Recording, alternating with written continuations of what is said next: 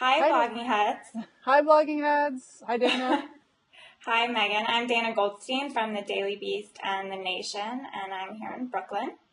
I'm Megan McArdle from The Atlantic, and I'm here in beautiful, completely non-sunny Washington, D.C. I'm here in New York. We had a little snow flurries this morning, actually, which was a surprise. Not like I've left my house today, as we discussed earlier on Twitter. Yes, no, my hair looks like a mess, no makeup, and because I've been sitting around in my pajamas since 7 o'clock this morning trying to finish a column. I presume you are similarly crunched. Well, we're going to take a quick time out to talk about education politics because the State of the Union address tonight is expected to focus pretty heavily on it. The big thing that Obama wants to accomplish is to reauthorize and probably rename No Child Left Behind, which of course originated as the Elementary and Secondary Education Act back in the 1960s. And his focus is really on reforming the teaching profession with a really big focus on how teachers are evaluated and incentivizing policies like tying student test scores to teacher evaluation ratings and even teacher pay. So we can talk a little bit about that. And then on the other side of the aisle, what John Boehner and the congressional Republicans would really like, one thing that they're asking for in terms of a compromise, is to bring back the DC Opportunity Scholars Program, which is a controversial voucher program that Megan and I have, I think, talked about before on Blogging Heads. So, I don't know, Megan, where are you? Like, what do you think the education policy priorities should be for the next couple months as Congress takes this focus on it? I think that at this point we kind of know where we are. Maybe I'm not even actually sure we know where we are, much less where we should go. I think that we're still in a lot of ways. There's been, I think, some surprising movement, or surprising for me anyway, from the Obama administration towards being tougher on evaluations and standards and race to the top and those sorts of things. But in a lot of ways, I feel like we are still mired in this debate over how much we can expect from teachers in schools, over whether we should evaluate them at all, over how we should evaluate them. And I think that it always ends up coming back to this argument about the kids and the quality of the kids, or the quality of the kids' preparation, I think is probably a better way to put that. That, it comes down to what teachers complain about, and they're right in some sense, is that, a lot depends on how much has happened to the kids before they get into the classroom, and that it's not really fair to evaluate the teachers when that plays into it. And I think, on the other side of the aisle, what people are saying is, that's true. It's totally true that this is not 100% under your control, but we can't really wait until it's 100% under your control before we start evaluating you. That's not really what the real world looks like. And I do feel like we're still kind of stuck in that cycle of just going back and forth over that, rather than moving forward and trying to evaluate using whatever imperfect tools we have. What do you think about that? I think that the split between the two major teachers' unions is a really instructive divide to look at, in that the larger of the two, the NEA, the National Education Association, is really resisting sort of all attempts to use this new statistical tool called value added, which is sort of a rough estimate of how good any individual teacher is at moving their students forward on standardized tests. The NEA really does not like that tool. It is a very volatile math equation, very controversial. It takes about 4 or 5 years of data collection on any teacher before you can sort of lower the error rate of it down to about 10%, and then it still has a pretty high error rate, which means that an effective teacher could be rated ineffective. And the NEA is just really fighting attempts to even use that tool. On the other side, you have the AFT, which is led by Randy Weingarten, the American Federation of Teachers. It's the smaller, more urban, more reform-oriented union, and they're kind of in a limited way accepting the use of value added, while kind of trying to protect teachers from the public kind of shaming that would come from newspapers or magazines or websites publishing these teacher ratings, which happened in Los Angeles to several thousand teachers earlier this year in the fall. And there's currently a court battle going on here in New York between the United Federation of Teachers and Mayor Bloomberg. Now, the UFT has already consented to allow this data to be collected in New York. What they don't want is for the newspapers, including the New York Times, to do what they did at the LA Times, which is to build an online searchable database where you can go online, put in, my teacher, Joe Schmo, and see what their score is. And I think what's really interesting about that for me as an education reporter is that a whole wide range of people in the ed policy world that I speak to don't really understand why there's this political focus on releasing these scores publicly. I just did a profile of Winnie Cup for the Daily Beast. She's the founder of Teach for America. She's very, very data-driven. She supports more tests for kids, and she's just very she's very in line with the Bloomberg administration's priorities, but she doesn't understand why they want to shame individual teachers in this way. She doesn't think that's a good management tool in terms of building trust between workers and administrators in schools and trust between teachers. So I think with President Obama, again, you have Arne Duncan saying that he supports publicly putting out these value-added scores in the media. He thinks parents should have access to them. That's going to be a huge issue with both of the unions, going forward. And as much as this is a Democratic versus Republican issue, education policy is still, there's very much a lot of the energy is Democrats fighting Democrats. So, what do you think we should do? Do you think that these scores should be released or not? I don't think the scores should be released. I support collecting the data.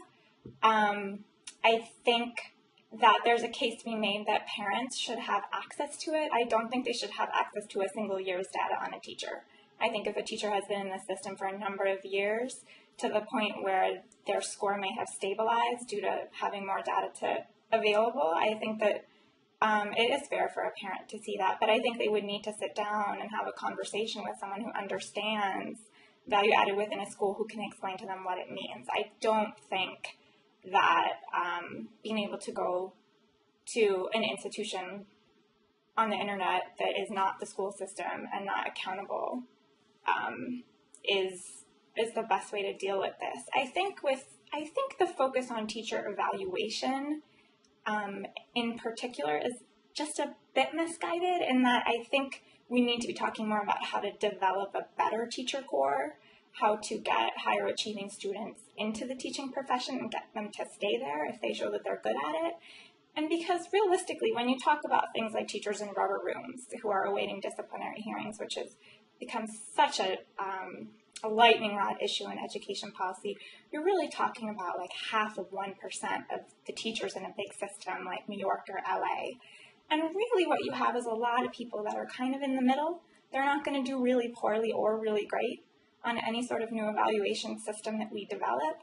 And I think there's a lot of really fascinating research about how you can get a teacher like that early in their career to grow into a really excellent educator. And we know that our system in the U.S. is just not set up to do that.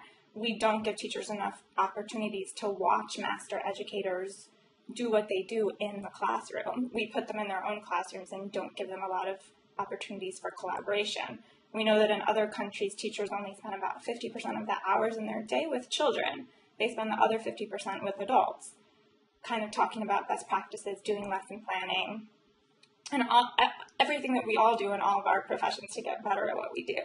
So I think those sorts of structural reforms to the profession, those things are going to be necessary to make a teacher evaluation system really be a driver of change. Well, let me push back on that a little bit. I mean, I would start by saying that I think that, ultimately what the drive for putting teacher evaluations on the web is for is that right now it's the measure we have of school quality. It's the measure we have of educational quality. And ultimately, we are the bosses. It's not like a private company, right, where you basically got someone whose incentives are all kind of facing in the right direction, right? Not entirely, but like a corporate CEO, basically, he wants his sales to go up because he wants his profits to go up, and that will make the shareholders happy. That will mean he's pleasing his customers. It basically usually means that he's doing a pretty good job. With teachers, And so he'll fire people who are getting in the way of that, right? Like he will counsel people, he will attempt to develop human resources, even if they don't really want to be developed, as they often don't, right? People often like doing what they're doing wrong and they don't really want to change it. And the reason they do is that they have to. And in the case of education, right, what I think a lot of conservatives have said, and I agree with this view, is that the teachers became the primary constituency for the schools. The teachers, the principals, various groups of people who work there are the primary constituency for politicians. The incentives of politicians is primarily to make teachers happy and only secondarily to make parents happy and or educate the kids, because the teachers are the most motivated group on this, especially in the urban public school systems that are really what people are, I think, mostly worried about when we talk about education policy, or certainly what I'm mostly worried about, is these really failing high poverty area schools. I'm not really worried about whether the Scarsdale School District is evaluating its teachers correctly or not, right? The kids seem to be doing okay. Mm-hmm. I mean, so the tool that we have to prevent teachers, right? The only way that you prevent teachers from being, the only way you control how this data is used is to release it to the public, is to make the public understand what's going on in the schools better so that they can perform the accountability. The government has to be accountable too. And this is the way that you make government accountable, is by showing people what's happening in the classroom, how well are kids progressing, what is happening to teachers who are not progressing their kids. And I agree that like 1 year of data, you probably shouldn't even get a score until you've been in the system for at least 3 years. And then it should be like a flagged score until you've been in the system 6 years. Or 10 years, or, like there should be like, red, yellow, green for kind of level of scores. In the first 3 years, you shouldn't get one at all. But I would say you shouldn't get tenure until we've got a fairly statistically significant score. So but you shouldn't get tenure before 5 years, because obviously we don't have enough data to evaluate you. But the way that we make schools accountable is to be transparent, is to let people know what's happening inside the schools. If you don't do that, then all the data that you want is not going to help you deal with the fact that fundamentally, it's not that conservatives can be quite mean, and it's not that I think that educators don't want to educate children or what have you, but I think that it ends up being a secondary concern, because it's not the educators don't want to, but what they get the one thing that they're the most motivated about is their privileges, is their, are you risking their job, their paycheck, their pension, etc. They're going to be more motivated about that than are you getting a 3% improvement in math scores over 2 years. I think I want to push back on that a little bit. I mean, one of the controversies around value added that I don't think is enough discussed, and I actually am going to have in the early spring a feature article on this in the American Prospect, is that this fervor for collecting data on individual teachers leads to more standardized testing of students. So in order to have the data to plug into these complex equations, you must assess the students regularly to chart their academic growth. And right now we're only doing that for about 40 to 60% of the teachers in the system. So the teachers that teach tested subjects and tested grades, which tend to be math and reading and sometimes science and sometimes social studies, depending on the state. I visited a school in Colorado that had just instituted standardized testing in art, in gym class, and in music, and in theater for K through 12. And in that specific school district, which is called Harrison District 2, and I'll be writing about it in this feature story I'm working on, the typical student has 25 testing days per year, per academic year, even a kid as young as 5 or 6 years old. So I think some of the pushback that you see coming from teachers and coming from their unions, it's not just selfish, my privileges, my tenure, my pensions. It's also that they're enacting this at the instructional and curricular level, and they're seeing that it doesn't always have a great effect on kids in terms of a really good, engaging curriculum, and that 25 test days, when you have to collect this data on every single teacher in the district, is a lot of test days for a young child.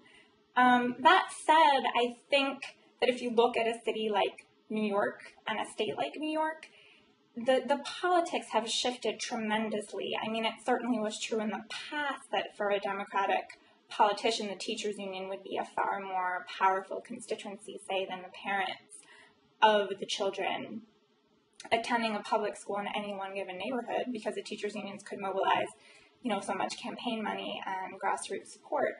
I think it's changing somewhat as we're in this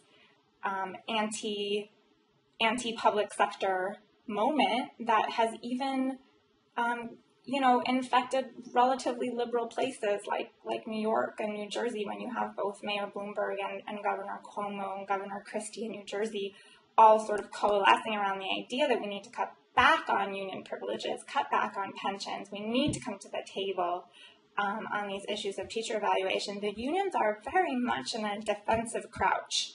They're in a defensive crouch, and I think that as the New York Times editorialized the other day, if they're not out there putting forward a reform agenda at this time, I don't think they're going to have the public support, and I don't think that politicians coming up in the Democratic Party really do feel the need to kowtow to them, and that really changed in my mind at the 2008 Democratic National Convention in Denver, when Cory Booker and a whole bunch of other up-and-coming Democratic stars went to an event hosted by Democrats for Education Reform and spent about 2 hours at the Denver Museum of Art, official convention event, bashing teachers' unions. So I think we're in a profoundly different moment, and President Obama has been leading that since the Democratic primaries in 2007, 2008, when it was Hillary who got the 2 teachers' unions endorsements, and he was booed by union members when he spoke to them because he said he supported merit pay in some instances. Well, I think it's, to me, this isn't really, it's not just about let's destroy the teachers' unions because the teachers' unions are bad. And I actually it isn't really that I think that they think of it consciously as I'm going to sacrifice educational quality for my tenure. It's just that they're differentially motivated, right? So in the same way that we don't necessarily think, well, I wanted to, or a lot of liberals didn't necessarily think I want to give up cap and trade in order to get national health care, right? But what were they more motivated about? Healthcare. And so that's what got done, not because they were thinking of it in terms of a trade-off, but because whatever a group gets more motivated about is what they actually get out of the system. And so you had the most motivated group that was most motivated on the issue of tenure and pay. It was not most motivated on the issue of educational quality. But I do think that they are still making these arguments that are yes, I understand that standardized tests are imperfect. They are very imperfect. They can be cheated. They don't test for everything. They're not very good outside of reading math, some science, some history, etc. But a lot of these arguments have a couple of bad qualities for me. And the first is basically that what the teachers' unions seem to be arguing is that because it's hard to measure, we should just give up, right? And they say, no, we really want value, we really want high value evaluations, but no system of evaluating teachers has ever met with the approval of the teachers' union other than things that we know have no effect on teacher quality, like time in office and getting completely worthless educational credentials. That is really changing though, Megan. I mean, the AFT has a multi-million-dollar grant from the Obama administration right now to work on building reform-minded teacher evaluation systems in the Northeast. And some of the tools that I know that they are looking at is portfolio systems of student work that teachers can be held accountable by, plus test scores, a combination of those two things. The portfolio evaluations are exactly the sort of thing that's impossible, right? They're impossible to compare, and they don't give you any sort of transparency to compare either teachers or across schools. I think that the appeal of value added, which we were discussing earlier, is that it has the appearance of being more objective. I think that unfortunately, we know from about a century of standardized testing that the more sort of sticks are attached to a standardized test, the less accurate the results will be and the less meaningful learning students will do in preparation for that test. We saw that with No Child Left Behind. When you create a lot of incentives to do well on tests, the scores will go up, the learning actually goes down, and there's a lot of cheating and manipulation of the numbers. So I think that, there's a lot of concerns that certainly the polling shows parents have about being in a more test-driven system. I think the unions would like to see a combination of using student test scores, with also giving administrators the training they need to do better in classroom evaluations, observations. I would say a couple of things about that. I mean, the first is that a lot of these things are about middle-class parents versus poor parents. So, like, you're absolutely right that, like, an environment that has a lot of standardized tests is for an upper middle-class parent, which is going to be your most motivated parent about educational issues by far, right? It's not a good environment for their kids. Their kids are getting the rote stuff at home. You know, their kids know their multiplication tables. Their kids are getting phonics because their parents are sitting there and telling them to sound the words out. They don't need any of it. And so it's a less enriched environment for their children. And it actually does, you know, if they have to make sure that they can hit these metrics on the standardized test, it means their kids are getting less well educated. For poor kids, right, where the core thing for a poor kid is math and reading. Right, that's the stuff they have to get. I don't care if they don't learn art. I don't care if they don't go to gym. I don't care if they're not well-rounded people who, they have to be able to do math and they have to be able to read. They cannot get decent jobs if they can't do those two things. And if they can't do those two things, it will bar the higher subjects that they need to acquire, right? Standardized tests are really good for math and reading. They work actually for the level of math and reading that we're trying to assess these kids on. They work really well. They're pretty decent for evaluating. There's always going to be some element of unfairness, right? I had kids in my 5th grade class in New York City public schools who just totally disrupted the class and prevented learning. That was not the fault of my 5 feet tall, 50-something-year-old 5th grade teacher. These kids were bigger than she was. And in New York at the time, there was no way, literally, you couldn't even expel kids. You could suspend them, I think, for a maximum of 3 days. And so, there's always going to be some element of unfairness for it. But, these arguments are about, A, it's not fair to teachers, and B, it's not fair to upper middle class kids. And, I care about upper middle class kids, but I don't care about them as much as I care about poor kids getting really basic drill and kill. And, we know pretty well that the drill and kill works and that we can test the results of the drill and kill pretty effectively. And so, you get these arguments that are, well, in Scarsdale, these standardized tests don't work at all, therefore we shouldn't do them in New York City public schools. And it's not really fair for the teachers, and those things are both true, but in the end, if I have to choose between being unfair to the teachers and being unfair to the upper middle class kids and being unfair to the kids who started out with nothing, who come into these school systems with amazing deficits and getting them up to, 60% of the level where their middle class peers are, I will choose those kids who are the neediest every time over both the teachers and the middle class kids. Right, and I think, you're not going to hear any debate from me on prioritizing what poor children need. I think we have to be a little critical of this idea that we know that drill and kill works. We know that drill and kill produces higher standardized test scores in subjects like reading and math. I recently reported on some of the more promising things that are going on in the Newark, New Jersey public schools in the wake of this big donation from Mark Zuckerberg. And one of the coolest things I saw there was a very intensive early child literacy program called the Children's Literacy Initiative.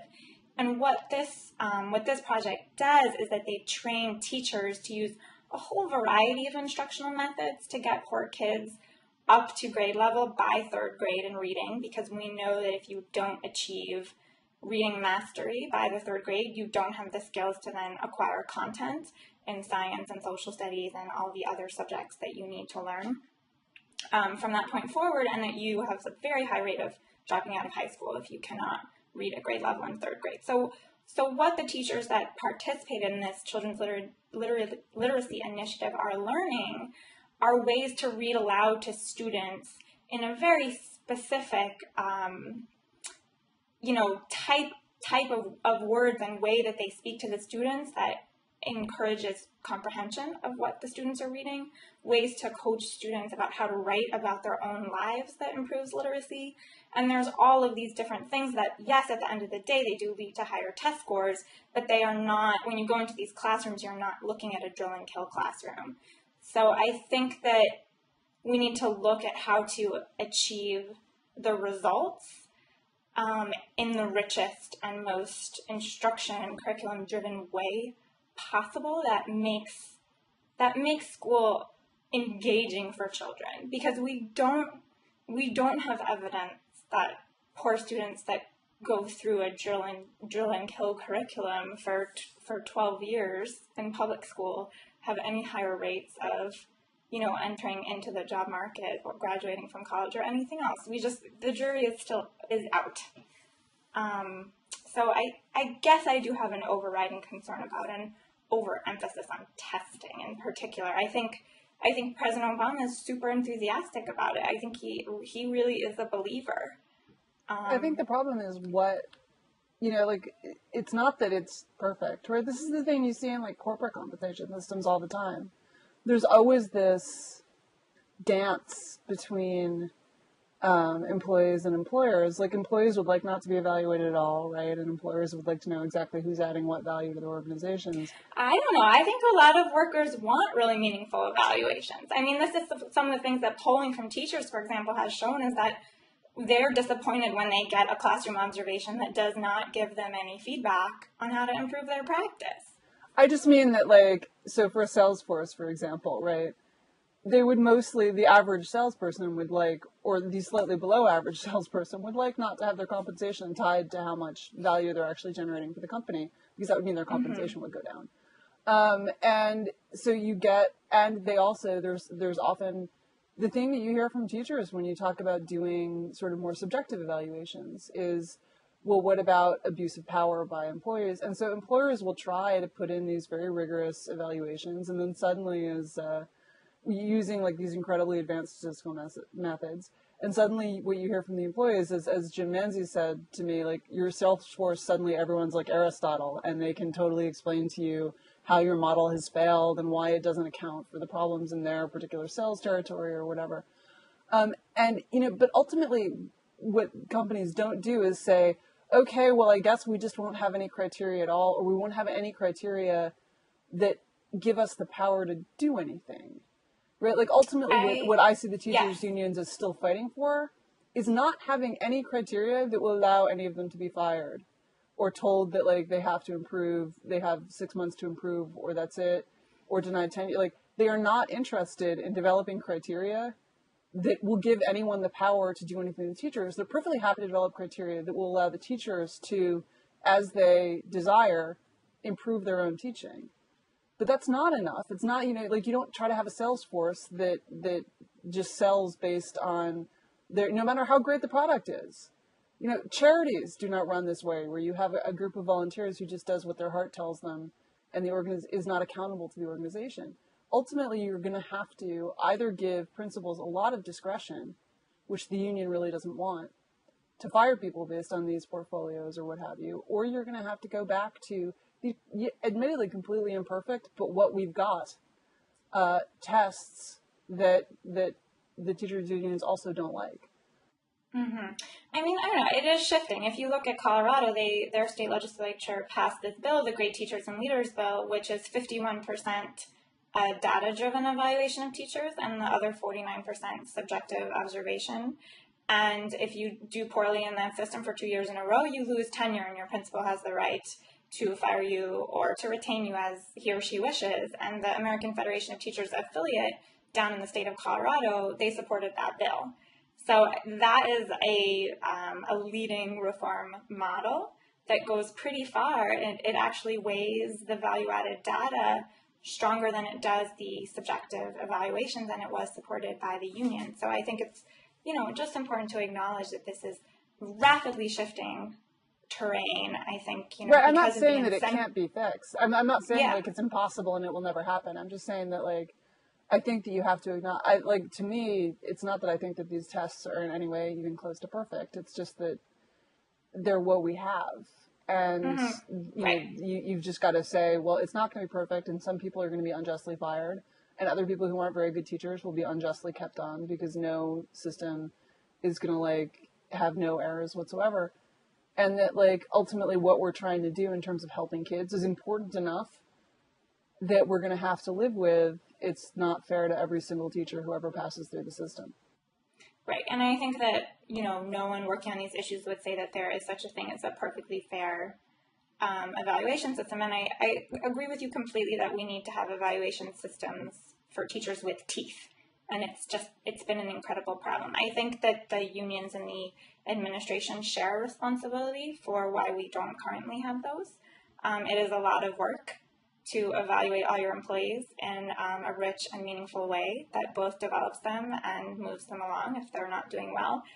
I've worked at several different workplaces that have lacked evaluations, and it's actually, in my experience, a common complaint among staff when you're not being properly evaluated.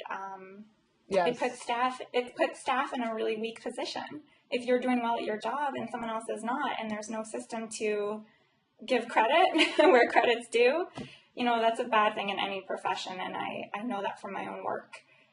Yes, I remember when The Economist moved to having, we'd never had evaluations in the first year that they had them. My colleague and I went out for lunch before ours, and it was like the North Korean self-incrimination session. We were, because we didn't have any sense of how well we were doing, right? Mm-hmm. And so, when we moved, it was good to at least have a baseline that you could sort of compare your earlier performance to. Although, like, typically kind of with, I think, a journalistic organization, the rest of the business side is very focused on quantitative goals. And so we got these sort of weird evaluation sheets that asked us to set quantifiable goals for the future. And I was like, I will type 20% faster. I will write, and like I ended up saying, my boss ended up saying something like, I want 7 more stories on Asia this year, so that we would have a number attached to it. But no, so the other side of the question, though, I think, is how do you get better people into the system, right? Because if you're going to fire these teachers, we want better replacement. That's the logical follow-up. I think that it's not often discussed because it is such a difficult policy question, and I think it's a cultural, historical question too that I'm endlessly intrigued by. I'm actually doing some work on this, but if you look at the prestige of the teaching profession in high-performing nations like Finland or South Korea or any of the other places that EduWonks are always pointing toward, it's just a very difficult profession to get into, and the teachers' colleges have like 10 or 15% acceptance rates, and they pick from the highest achieving students in high school. And you have to declare pretty early on that you want to be a teacher, and then you spend a long time sort of in an apprenticeship system. And we sort of have a very different system here where the people who are going to the teachers' colleges are not very high achieving academically, and then for the people who are high academic achievers, like the TFA people, we kind of shuttle them into the classroom extremely quickly with not a lot of training. So our system is sort of like, it's flipped on its head in a number of different ways compared to countries that are doing better. I think, it's also a whole cultural conversation that could go on forever, and we could talk about the role of women as teachers and talk about income inequality and how liberal arts grads have the opportunity to make so much more money here, exponentially more in professions like corporate law. So it's naughty. What do you think of the conservative argument that people who say have a degree in math and would like to go into the classroom, they can't because they don't have a degree in teaching math, right? They've actually been practicing math. And rather than get their educational credential, they just decide to hell with it and walk away. Is that a valid argument, or is that like a case of anecdata where you take the 8 people this actually happened to and multiply them into a social cause? I think that it is very valid to say that we need to provide a pathway into the teaching profession for that person. And if you look at a program like the Teaching Fellows program here in New York, it's really targeted at career changers. Like, for example, my mom's partner, he was a chemist for Hess, and then he decided he had like a midlife crisis, wanted to help kids. Now he's a chemistry teacher. He started teaching after a short introductory program, and he worked toward his master's degree while he was teaching. I mean, it was structured very much like TFA, and I think we have some really good data, especially on science and math and technical subjects, that those career changers are so valuable in the classroom. And I'm very sympathetic to the argument that we need to be doing more to allow them to get in there. To prepare them, though, they have to be prepared. Teaching is its own skill. And I think, Elizabeth Green's much-cited New York Times Magazine article, I think, really talks about the very specific skills in public speaking and engagement with people that teachers need to have. It seems like a very specific I'm sympathetic skill. to that conservative argument. And yet, the educational credentials don't seem to do anything, right? I think everyone agrees that the credentials that are actually supposed to give people these skills do not convey the skills. But like, why is this guy working towards a master's degree at all? One would ask. Because we know that these credentials don't really do anything. That's a very fair question. I mean, there's good research by an economist at Columbia named Jonah Rokoff that really does show that right now, of all the different pathways into teaching, like none of them are that different from any of the others. None of what we've got going on in the U.S., whether it's TFA or a traditional teacher's college, undergrad program or grad program, they're all kind of producing sort of middling results with high achievers and low achievers, like, at the ends of the bell curve. So we need to be doing a better job. We're not instituting best practices in how we train teachers. It's too academic and it's not enough driven by what it's actually like to be in the classroom. There's a promising effort here in New York called Teacher U. It's a coalition of public charter school operators that have come together to create their own teacher training program. And I think efforts like that are sort of launched by the people who really know what it's like to be in the classroom with low-income kids are very valuable. Well, maybe we should wrap up by talking about school choice and the DC voucher program that Republicans are trying to revive. Yeah. What's your take on this? They're hoping that President Obama will come to the table to reinstitute it. It was actually one of the first things he did when he came into office and it was sort of a sop to the unions who hate this program. It's about a $7,500 check to a very small number, I think under 1,000 low-income families in the district, and it mostly goes toward parochial schools. So they would like to see that back up and running. The data on this program shows that in terms of test scores, the students are not doing better than their counterparts in the traditional public schools. However, they may have a higher high school graduation rate at the end, which is certainly very positive. I think, I don't think vouchers are like the big bad guy that I wouldn't say that I would oppose President Obama coming to a compromise on this issue if it gets him something else that's really important. But I also think that given the sort of mixed academic results of voucher programs, again, it seems like why are we obsessed with this one remedy, which puts public sector dollars into the private sector, especially in a budget crisis? I think it's more political than anything else. Well, I would turn it around and say, these kids are costing us less in parochial school than they cost in public school, because DC's public schools spend more than $7,500 a head on their students, at least last time I looked, a lot more than $7,500 a head on their students. So they're actually saving us money. And beyond that, why, if they were doing worse, I could see an argument for opposing them, but they're not. They're doing sort of the same to better for less money. And so I don't see, it's hard for me to see a good argument for opposing this program other than that the unions don't like it. And I understand why they don't like it, but they don't like it for any reason that I value. I'm not particularly opposed to it. I just would rather see, since we know that there are public charter schools that also do a really, really great job with less money, I don't understand why we don't focus on sending the money in that direction, which is so much less controversial and has better academic results, and it keeps the money public, which, as a traditional old lefty, I really like. And it also keeps out of the hands of religious institutions, which I also really like, because not every poor family in the district wants their kid enrolled in a Catholic school. So surely for the ones who do, it's, it would be one thing if we were spending money on indoctrinating them religiously, but in fact, the kids can go to parochial school and opt out of any religious instruction.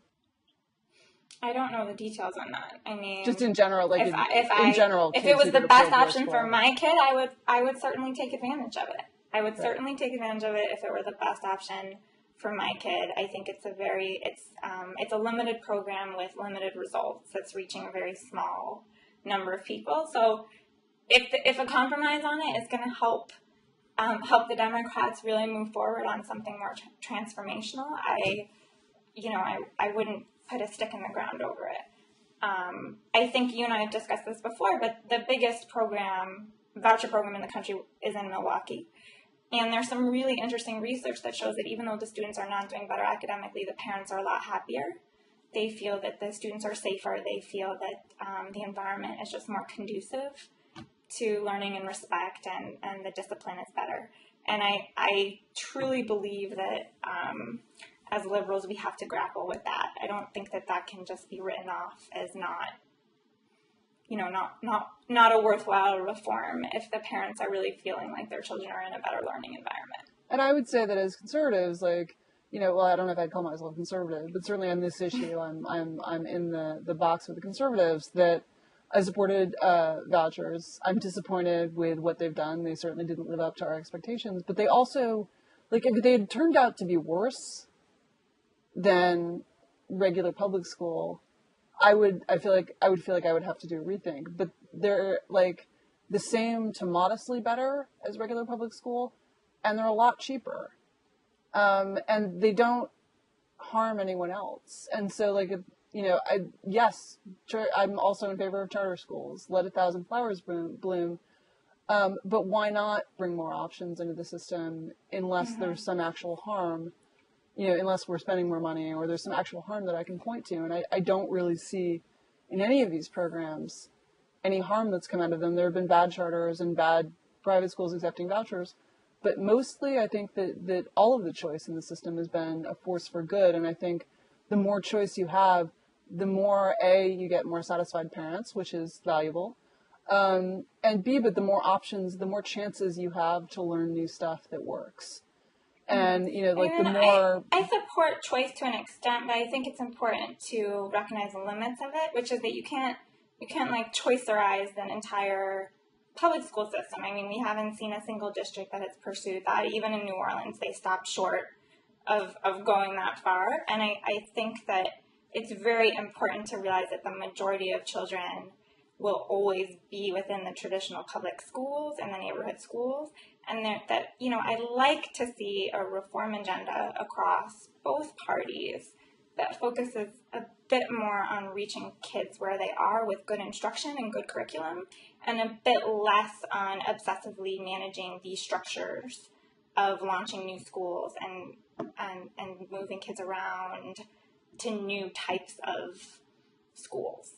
I guess I would say that, like, if you look at some place like Sweden, or Ireland, or like other places that have pretty good school systems, they actually have sort of effectively choicerized the whole system.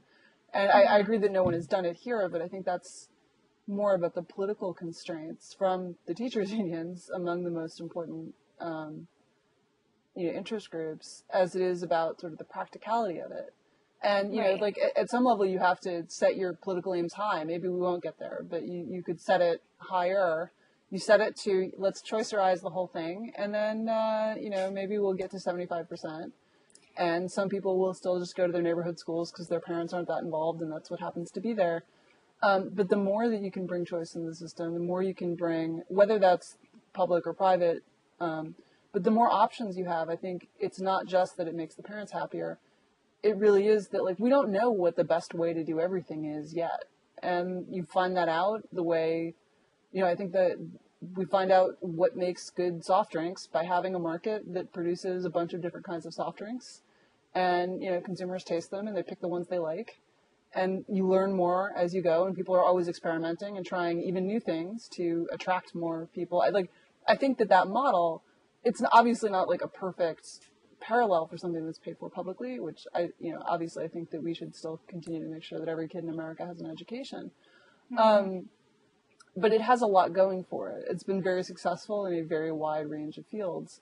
I don't think you have to think that you're going whole hog, no state involvement, no regulation, 100%, freeform Jazz Odyssey, to think that the system could have a lot more choice in it, a lot more experimentation, and do better for everyone, or almost everyone. Well, I think you'll be pleased that I'm almost certain that in his speech this evening, the president will discuss expanding at least public school choice through charter schools. And do you think that are you happy about the way things are going? I am. I think that his race to the top agenda, which focused on teacher effectiveness and public charter schools, has incented some excellent progress, I believe it's fairly limited. And I won't get into why, but I do just have this overriding concern that the students whose parents are not able to enroll them in lotteries and voucher programs and all that, who are still going to always be at the floor of the system, which is the neighborhood school, we need to have reforms that reach those children and their classrooms and their teachers, and I think it needs to be focused on instruction and curriculum. So if you want to know more about it, you can look on my blog, because I've done a couple posts recently about some other types of reforms that aren't being sort of thrown out there. But we should probably close out for now. Yes, I think that's a good note for us to end on, because I can certainly agree that we should be doing more to get best instructional best practices to every level of our school system. Great. Oh, excellent. So we are ending with a point of agreement. It's a red letter day. Well, it was good to talk to you. Good to talk to you, Megan. And enjoy the State of the Union. Thank you. You too. Farewell, Internet. Bye.